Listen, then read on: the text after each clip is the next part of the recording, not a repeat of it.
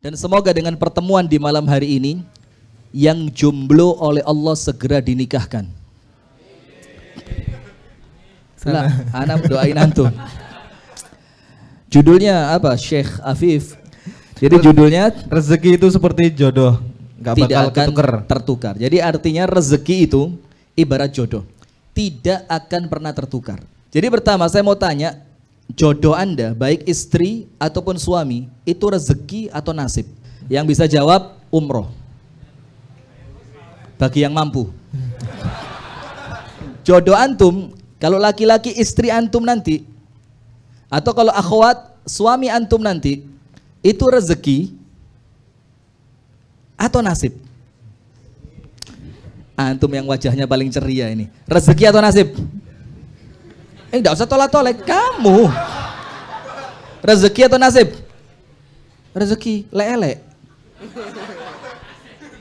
Ya apa? Masalah jodoh ini nanti kita bahas juga. Akan tetapi intinya di sini yang pertama, insya Allah setelah antum pulang dari sini, tidak akan sama sekali risau tentang rezeki. Mikir harus ya, tidak boleh orang Islam hidup tidak mikir, tidak boleh. Artinya los mengalir bagaikan air, ngawur. Antum lihat yang mengalir bagai air itu apa? Di antara dua. Kalau tidak ikan mati, daun kering. Antum mau yang mana? Kalau dia ikan hidup, dia tidak akan ngalir bersama air, dia akan bertahan. Nah maka memikirkan boleh, tapi risau jangan. Setelah kajian ini, insya Allah yang belum berani nikah karena tidak punya duit, besok langsung nikah. Jangan ketawa, amin dong. Amin. Guyure, Jogja re, ya Allah. Amin ya Rabbal Alamin.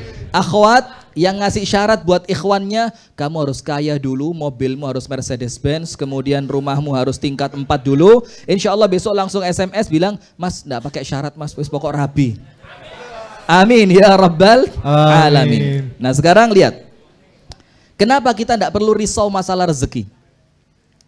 Ada 3 sebab. Jadi nggak usah risau artinya. Bahkan Al-Imam Al-Ghazali di dalam kitab yang terakhir beliau tulis, yaitu Minhajul Abidin Ilal Jannah, petunjuk seorang hamba untuk masuk surga, itu beliau katakan apa? Semangatmu dalam mencari rezeki, keseriusanmu dalam mencari rezeki, kerja kerasmu dalam mencari rezeki tidak akan nambahi rezekimu. Begitu pula sebaliknya, kemalasanmu, tidurmu, acuhmu dalam urusan rezeki tidak akan menjadikan jatahmu sampai kepada orang lain. Artinya punya Anda tetap akan datang kepada Anda apapun caranya. Nah maka nomor 1, kenapa kita tidak perlu mikir masalah rezeki sama sekali, tidak perlu risau. Wes culno cul-culan cul, tapi aja sampai ambiar. Saya khawatir jadi sobat ambiar nanti. Cendol dawet. Maka begini, yang pertama disebutkan di dalam hadis yang sahih. Ini hadisnya sahih. Kok selamat ya sahih? Kira-kira lek dhaif ngono gawe guyon mbek wong. Hadisnya begini. Lan tamuta nafsun hina tamut illa wa qad istufiya rizquhu wa ajaluh. Tidak akan seorang manusia pun meninggal dunia kecuali pasti Allah telah menyempurnakan rezekinya dan ajalnya. Artinya kalau Anda malam hari ini masih hidup, itu berarti yakin rezeki Anda masih ada. Karena kalau rezeki Anda habis, bukan di sini tempat Anda, di mana?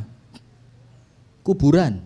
Kenapa? Rezekinya sudah habis. Nah maka artinya Allah tidak akan mewafatkan seorang manusia, tidak akan mati. Sampai kapan? Sampai rezekinya betul-betul sudah habis. Hatta walaupun rezeki itu berupa selang infus. Tapi selama memang tetesan-tetesan itu Allah takdirkan milik dia, maka pasti dia dapatkan. Maka ini kaidah yang pertama, tidak usah bingung. Selama rezeki Anda masih ada, pasti Anda masih sama Allah dikasih hidup. Berarti kalau Anda masih hidup, Anda masih punya jatah apa? Rezeki.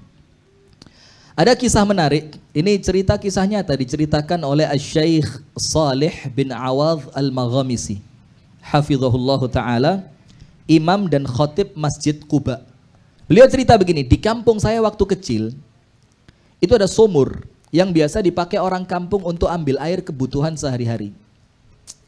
Suatu hari ketika zaman mulai maju, kemudian semuanya mulai berkembang, apa yang terjadi?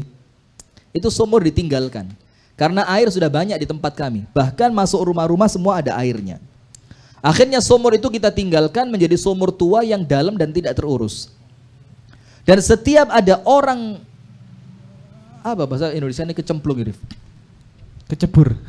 Kecebur ya. Kecebur. Setiap ada orang yang kemudian kecebur ke sumur itu, tidak ada cerita lain kecuali mati. Kenapa begitu? Tidak ada yang nolong. Karena ini sumur bukan diletak jalannya manusia, jauh dari kampung, tempat orang dulu cari air. Suatu hari ada orang kecebur. Ya Pak, gak usah ditutup Norif, ya Allah. Ada orang kecebur, pung, dia masuk ke dalam sumur. Setelah dia masuk, subhanallah, apa yang terjadi? Allah kirimkan seorang manusia yang nyasar lewat jalan itu, yang seharusnya tidak pernah ada orang lewat situ. Kesasar lewat situ, tuk tuk tuk tuk. Akhirnya orang yang nyasar ini mendengar di dalam sumur ada orang teriak-teriak minta tolong. Akhirnya segera dia cari bantuan, dia ambil tali, orangnya diangkat dan selamat. Padahal cerita sebelumnya setiap orang masuk sumur pasti mati. Ketika diangkat kan normal ya, orang habis kaget, habis jatuh, habis kecelakaan segala macam, biasa dikasih apa? Kasih istri, kasih minum. Kasih minum biasa kan ditanya. Ini kasih minum biar sabar, Viv, sabar. Saya mau kecemplung.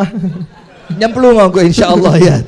Sudah ketika dia sampai di atas untuk meredakan jantungnya yang mulai kaget tadi berdebar kenceng, tek tek tek tek tek tek tek tek tek. Maka ditanya, tasyrab, mau minum apa? Dibilang finjan minal laban, secangkir susu. Yo lek Jogja yo banyu putih ya. Tapi karena di Arab sana mintanya secangkir susu. Sudah diminum secangkir susu, lego deh. Orang kampung tanya, Mas, ya apa ceritanya? Ndak ada orang lewat sini. Kok tiba-tiba sampean lewat? Ini kopi mau datang ini. Kok tiba-tiba sampean lewat itu? Nah ini rezeki namanya. Coba lihat. Ini hasil husnudzon ini. Orang kalau husnudzon sama Allah datang kopi. Punya ente kok enak. Jazakallah khairan. Orang Arab itu mesti bilang apa? Al-labibu bil isyarati yafhamu. Orang cerdas cukup dengan isyarat sudah ngerti dia. Makanya saya tidak perlu ngomong sama Arif, Rif, anak kepingin minuman ini, tidak perlu ngomong karena Afif ini cerdas, langsung dikasih sama saya. Masya Allah. Mertua, calon mantu idaman. Sudah maka ditanya sama orang kampung, Mas, ya apa ceritanya kok bisa masuk? Diceritain sama dia, gini Mas, saya ini nyari rumahnya orang. Dan saya bukan orang kampung ini, maka saya tidak tahu di mana ada lubang, di mana ada sumur, sampai saya terperosok. Ketika dia cerita terperosok, dipraktekno temenan, mencolot temenan, bujut, loncat dia, masuk lagi. Kecemplung, kejebur untuk yang kedua kalinya.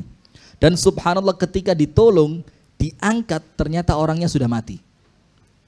Nah, apa yang kita ambil dari hikmah cerita ini? Asy-Syaikh Shalih bin Awad Al-Maghamisi mengatakan boleh jadi kecebur yang pertama mati itu orang.